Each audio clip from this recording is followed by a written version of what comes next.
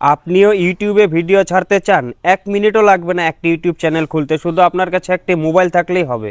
সবার প্রথমে আপনার ফোনে ইউটিউবটা ওপেন করে নেবেন। ইউটিউব অ্যাপটা ওপেন হয়ে গেলে এই কোণাতে দেখবেন আপনার প্রোফাইল পাবেন, এটার উপর একবার ক্লিক করবেন। এখন এখানে একটি নাম দেখতে পারবেন, আপনি যে নাম দিয়ে জিমেল আইডি ক্রিয়েট করেছিলেন জিমেল আইডির নামটা এখানে দেখতে পারবেন। তার নিচে একটা অপশন আছে দেখুন, ক্রিয়েট এ চ্যানেল।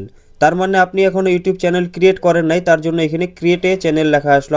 আর যদি আপনার চ্যানেল ক্রিয়েট করা থাকে তাহলে এখানে নামটা আসবে না, এই ক্রিয়েট এ চ্যানেল।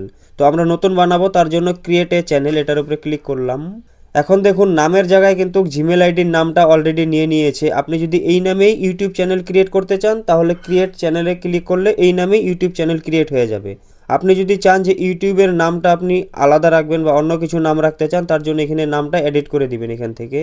আমি এখানে নামটা এডিট করে দিলাম। এডিট করার পর এখানে সেভ অপশনের উপরে ক্লিক করলাম।